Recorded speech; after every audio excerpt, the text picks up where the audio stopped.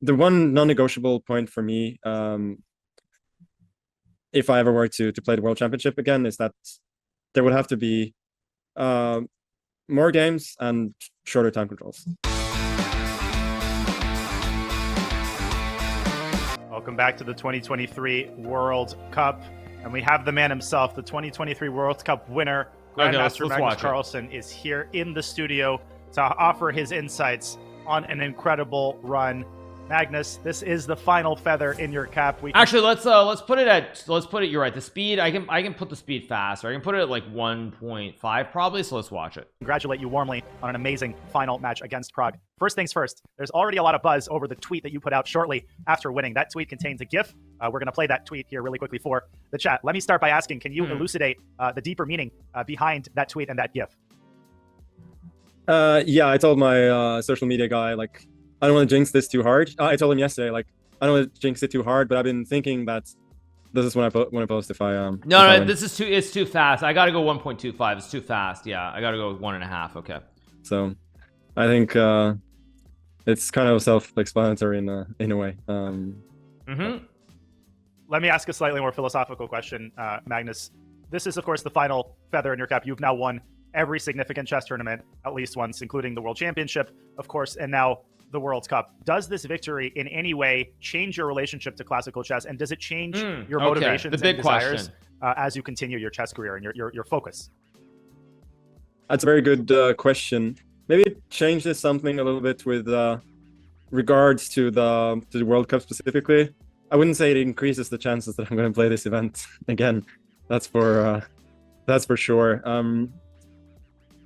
Apart from that, okay, I'm gonna tell you my read on. So first things first, I'm gonna tell you what my read on him saying that is. Like, I maybe I'm wrong on this. My read on it is that Magnus winning this is basically like I'll put it in like in my view, it's probably like, man, I spent 3 weeks playing this like grueling event because I'd never won it before. I don't think I'm gonna play it again. That's my actual read of it. He didn't say it, but that's what I think he's thinking inside. I do believe that's what he's thinking. He's thinking, man, like, it took me like 3 weeks to win this event. Like, oh, it's so difficult. Like, now that I won it, I don't think I'll play it again.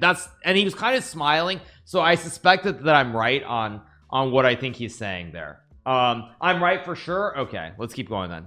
I think that it already, like, at least for a bit, maybe for a year or so, I felt that I'm only really playing classical chess on sort of special occasions, either because it's at home, like in Norway chess, or it's a massive tradition like Tata, or okay. Now, you're probably wondering why I'm starting to laugh a little bit at this. The reason I'm starting to laugh at this is because this is exactly what I would say too. This is like, it's just kind of funny because he's saying the exact same thing that I would say, because like for me it's the same way. Like, obviously it's different. I'm not the world champion. I haven't won every tournament, but when I play tournaments, when I play classical chess, the only reason I play classical tournaments is because like there's like a specific reason. It's like a qualifier for the candidates, or if it's a tournament like Norway chess, which we both played in, because I really like the organizers, I like the location, and I like the people who are there, frankly. So that's why I started laughing. You're probably like, why am I laughing at that? It's because it's actually the exact same thing. It's pretty much the exact same thing that I feel. It's either for for family or for social reasons that I play. And yeah, I think in terms of the World Cup, winning the World Cup wasn't really a thing for me before 2017. And after I did so poorly, I was thinking that I cannot let this be my legacy from the World Cup. And so I felt that I corrected quite a bit of that in 2021 when I had a very good event. I was third, winning 6 out of 7 matches, and I won a lot of classical games there as well. And I didn't have any particular plans of playing this year. To be honest, I mean, I did have other plans during the event that sort of I feel like a certain person won Norway chess in June, and I think they weren't going to play the World Cup either, because they had other plans. Anyway, let's keep going. That fell through, and so I only really registered at the last moment after Nowhere Chess when the other plans had fallen through, and then it was maybe a bit of an emotional decision after Nowhere Chess, thinking that I played so poorly now in classical. I don't want to like. I don't want to, let that be the impression of me in classical. So let's play something else. Try and, give a better account of myself. And to be honest, I was regretting the choice a little bit along the way, because I was thinking, like, coming up to the tournament, I didn't particularly want to play, and I even expressed it during the event that I wasn't really sure what I'm doing here. But yeah, of course, as the tournament went along, it was clear that the only goal here was to win. Like, I could have a good event again, but really the only thing that would, to any extent, satisfy me is winning the event. And True. I don't think that's necessarily a good attitude to have, but that's what I felt. And well, you know, when Magnus says that it's not necessarily a good attitude to have, like, he's not wrong there, because the problem with the World Cup very specifically is that at the end of the day, I mean, this time was a little bit different because essentially the top 4 players ended up being happy, but most of the time with the World Cup, only the top 2 players end up being happy. So basically, like, if you go into an event like where it's not going to be a success unless you win, and you're playing with 128 other players, you're probably not going to win. Like, most players, if they're lucky, they have like one really deep run where they make the semifinals or the finals. Like, the only person I think who has ever done really well in the event, maybe there's more than one, but is Levon Aroni, who I think has actually won the World Cup 2 times. But for most players, they have like one great run. And I'll give you another example. It's like when you look at Sam Shanklin, who's like a 2,700 American player. Last time the World Cup was held, he was like number 20, 25, whatever he was, and he actually made it to, I think, the semifinals, or maybe it was the quarterfinals, and he lost a very, very brutal match to Sergei Karyakin. Comes back 2 years later, and in this World Cup, he loses his very first match that he played. So for a lot of players, you have like one deep run, which is why if you go into it with the mindset of winning, most likely you're going to be unhappy. And specifically, this event makes it very, very difficult. So let's keep going. I've done it. I can relax a bit. Yeah, Magnus, let me also enter the stage. First of all, a very big congratulations. I understand what it means to you, winning the World Cup, the only missing title. And my very first question is that giving up the classical title last year, did this add the pressure that now that you play the World Cup, you have to win it at all costs? I think to some extent, it does add a bit of pressure, but I felt like what was adding more pressure is that I've done so poorly in classical recently. Fair. Yes, fair. Like, even if I was not world champion, if it was very clear from my results in classical chess that I'm still comfortably the best player in the world, then yeah, to be honest, I wouldn't have played here. So yeah, that's that. Oh man. So basically what Magnus is basically saying two things, just to clarify for anyone who's wondering. First of all, he's saying he had other plans which fell through, which I'm sure you'll hear more about in the future. And then secondly, what he's saying is that basically if he wasn't playing such bad classical chess, he would not have played the event at all. So that to put it in plain English.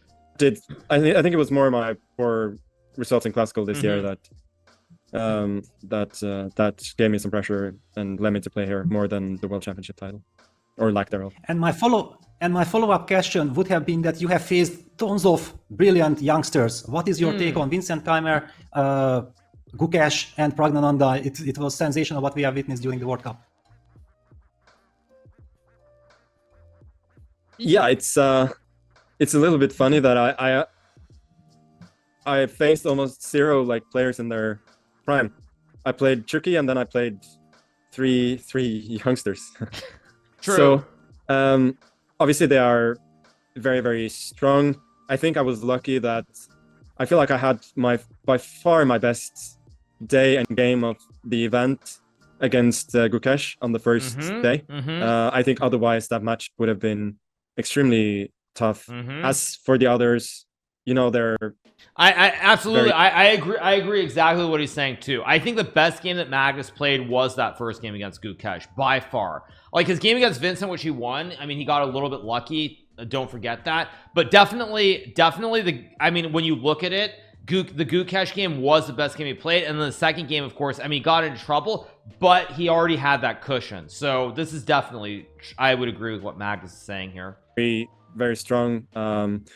Vincent pushed me the hardest. He was one move away from eliminating me and leaving everything else moot. So I think they're all very, very good. Gukesh is clearly the strongest classical player right now. And then you have Prague and Abdusatorov, who are really strong, but also mentality monsters.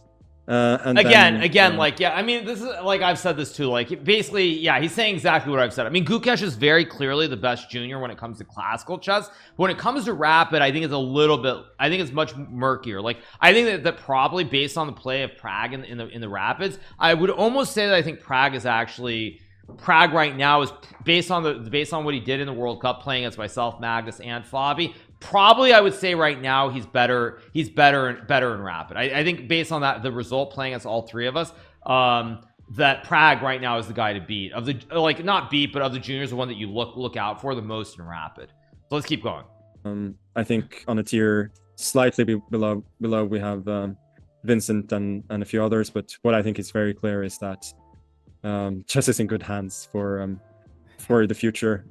I think this generation of players born from 1990 to 94 really have dominated for a long time, and finally now with these youngsters born 2003 and after, we have sort of a generation that's worthy of successing us when the time comes, and the time could be fairly soon.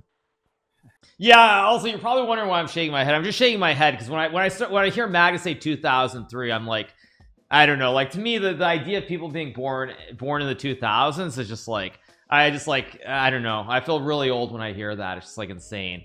It's just insane. It's just crazy to hear. But he's saying 2003. I assume the reason Magnus is saying 2003, let me see, is probably because, let me go to 2700. Is 2003 Ali Reza? Ali Reza is 20, so Ali Reza is Ali Reza is 2003. So yeah, he's basically talking like Ali Reza and people Ali Reza's age, give or take a couple of years, so 20 and younger essentially. All right, let's keep going. Magnus, let me put one personal curiosity to bed. Back to your match against Vincent, where you had that very impressive endgame conversion in the second game. So two related questions. The first, I'm assuming that you spotted knight takes e4 the moment that you allowed bishop takes e3. So my first question is, did you in fact see that during the game, and sort of what goes through your head? He did see it, but when did he see it? The move? And then related to that, at what point in that game did you start believing that you had a serious chance of coming back? Was it the moment that he took your queen on c3? Well, first of all, my move a3 was incredibly stupid because there was really no upside to it. I could have made a move like bishop g3, instead kicking the queen away and then played a3. I think it just speaks to the fact that it's really, really hard to play for a win on demand. And I know that I'm usually not in the right state of mind when I do, and I usually play significantly worse. And I think that's how you make these sorts of oversights, that you sort of tense up and you start to think about the result rather than the process. And I mean, I've been around for a long time, so I know these things, but it's still kind of hard to do. As for the moment itself, as I explained another time, he flinched a bit when I played a3, which is usually a tell that you've done something wrong. And then, of course, I spotted the trick immediately, and I thought I was out of the tournament. In terms of when I thought I'd get chances, I thought when he chopped off my queen, that was such a huge relief. True. And I thought at that moment that the endgame was a bit better for me.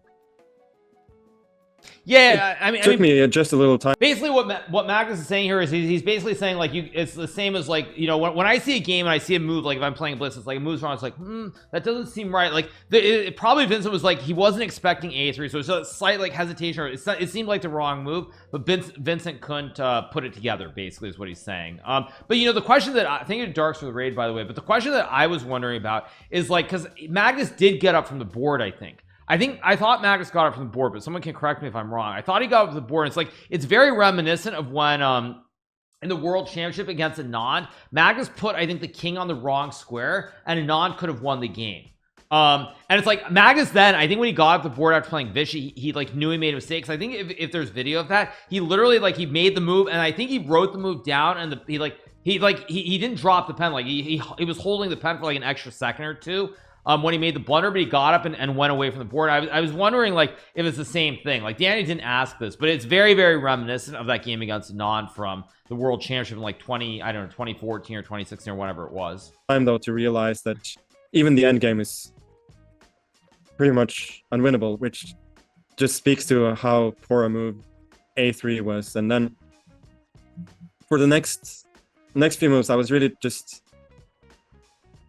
trying to play a bit psychologically. I was seeing that he was a little bit tense, a little bit nervous. Like some of his moves were, I thought, overcautious. So I thought I should try and give him as many choices as possible. And he was clearly hesitating, for instance, whether to play A5, which is more or less forced me to play A4, and I very much understand why he wouldn't do it, because it looks like the structure is closed and there is some potential for white to get the knight to B5, and then afterwards start moving on the go for the king side, and you sort of feel that you're just gonna have to wait. And I think like move by move, it's not realistic that I can get these setups, but I think he just didn't want to clarify that situation immediately. And once I got in the break F4, E5, I really started to believe. And there, after the time control, even though I thought the position was obviously still a draw objectively, I had a pretty clear target to push the A pawn. It was hard for him to create real counterplay on the king side, because it was just really slow. So I thought he would have to find a way to hold rather than to get serious counterplay, and that's very unpleasant psychologically. So I felt from that moment on, I felt really calm. I thought as long as he cannot force the draw or get obvious counterplay, then I should eventually get winning chances. So, you know, the rest, I guess, is history. True. Yeah, Magnus, one thing about today's rapid match. We have heard that you had food poisoning, you have been suffering the last couple of days, but yesterday you shocked the world by playing on the CCC qualifier. You have played 8 games, that kind of, and you scored 7.5 points against incredible players. That was kind of a clear statement for the chessboard that, yes, I'm ready to fight. True. What were your thoughts by playing that qualifier? Well, first of all, apologies to the players whom I beat and may have taken some chances away. I really just wanted to play a few games to warm up. As I've spoken about before, rapid chess is a mix between classical and blitz. So getting some blitz warm up, I thought would be good. And I also wanted to see like if my brain actually works. And thought the answer was kind of, because even though I had a good score, the so the games were pretty good. bad. Yeah, there were several reasons why I quit when I did. First of all, I could see that my level was not so good, but it was okay. I'd sort of gotten the answers I wanted. I didn't want to exhaust myself, and I knew as soon as I started to lose, I would get pissed. So I thought, let's leave it at that with some good warm up.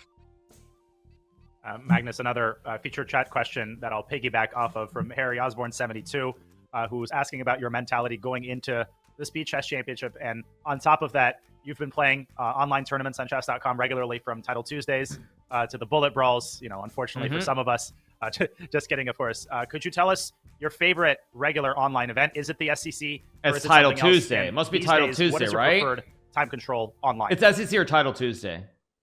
Yeah, I would say the Speed Chess Championship is not surprising. Yeah, it's by far my favorite event on chess.com. I really think that is no. The reason it's, I mean, we'll keep watching, but the reason he's saying the reason he's saying SEC is because the format with the timer in so many games, like 5-1, 3-1, 1-1, like all the different formats. I mean, it does make it more fun. Title Tuesday is 2 hours of blitz, so SEC has much more variety to it. Yeah, it's sort of the pinnacle of speed chess, really, and it's the tournament that shows who's who. So I'm excited to be participating. Well, you heard it here first, you guys, from Magnus himself, because like I've won the SEC 6 years in a row. So for all the haters out there who want to say that I'm just a terrible chess player, you heard it from Magnus himself that it shows who's who. So who's who exactly. Let's keep going. Who is Hikaru? Exactly. Who is who? I mean, who's who? Let's keep going.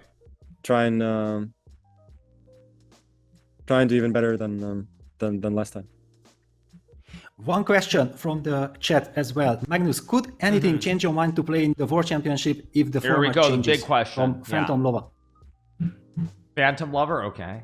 I think specifically the games would have to be shorter. Yep, okay. If I were to...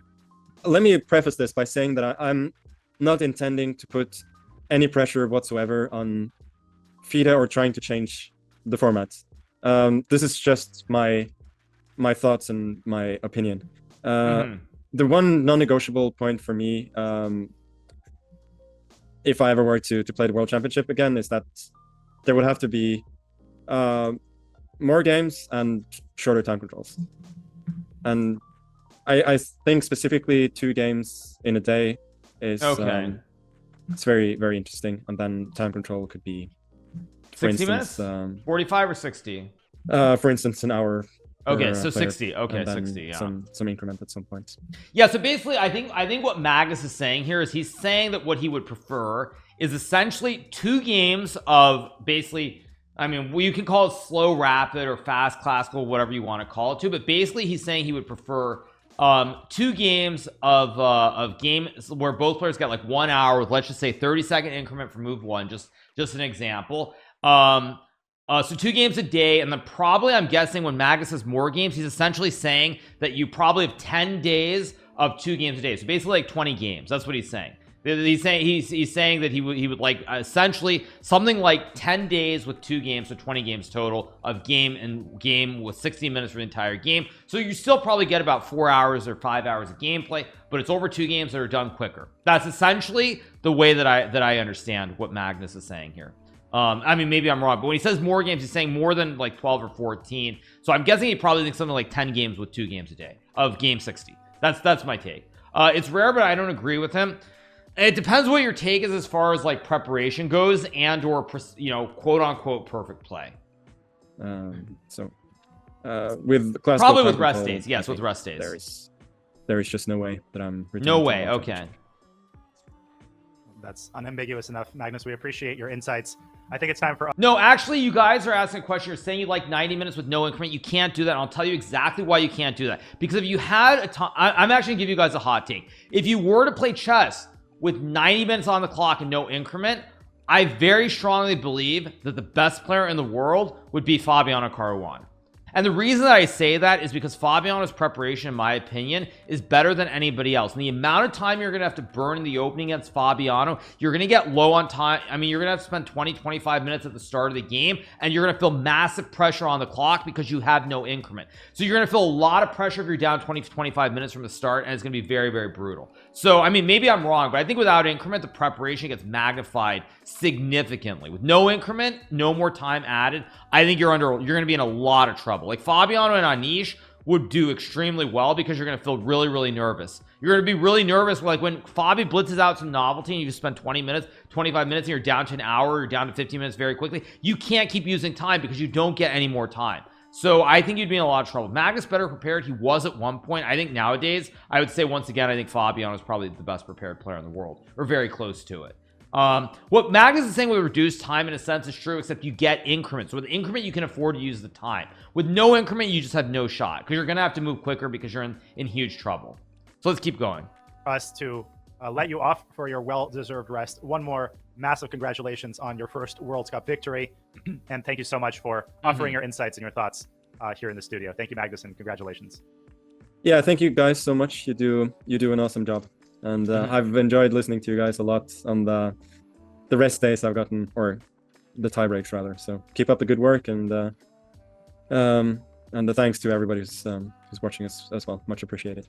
Yeah, that's pretty good. I mean, I'm not saying that I have terrible prep either. I think my prep is decent, but I think that Fabiano's prep is really, really good. Really good. Watch another interview. I think we're good. I think we're good for right now. But yeah, I would say, would I vote for the format change? I mean, to wrap the full circle on this, I suspect that you guys will probably see events with similar formats to what Magnus wants in the near future. That's what I will say on the topic for right now, you guys. So there you have it. Pretty good stuff though. Pretty good interview with Magnus, and you know, obviously we'll see what the future holds. And nothing but congrats to Magnus for winning the World Cup. Definitely very, very well deserved. As I said in my recap on YouTube, the only time I thought Magnus truly was in trouble was against Vincent. That's the only time. That's the only time that I really felt like he was in trouble in the that was the only time that I think he was in trouble in the entire World Cup. So one time that he was really struggling. So yeah, it's all good. All right, you guys, players might be less fatigued, obviously. Format should not change a lot for me. I don't know what to say. I mean, I think, like, I'll tell you guys the problem. Actually, let me put chess.com back up. I'll tell you guys what the problem is with the whole situation, though. The problem is that, in general, let me change the scene, of course, is that when you, let me put the music on as well. I think the big problem is that when it becomes so preparation dominating, you get to move 20 every game. Players have 2 hours, and at this level, the top level, players have 2 hours. It is extremely hard to win games. You know, I would also say one thing. I don't know if Magnus has said this, but my personal take on Magnus and his slow, I don't want to say disinterest, but you know, like unhappiness with classical chess. I think it starts stemming from the match against Fabiano. I think the match against Fabiano, where they played 12 games and every single game was drawn, I think that was kind of the start of when he started to like become a little bit unhappy with the format.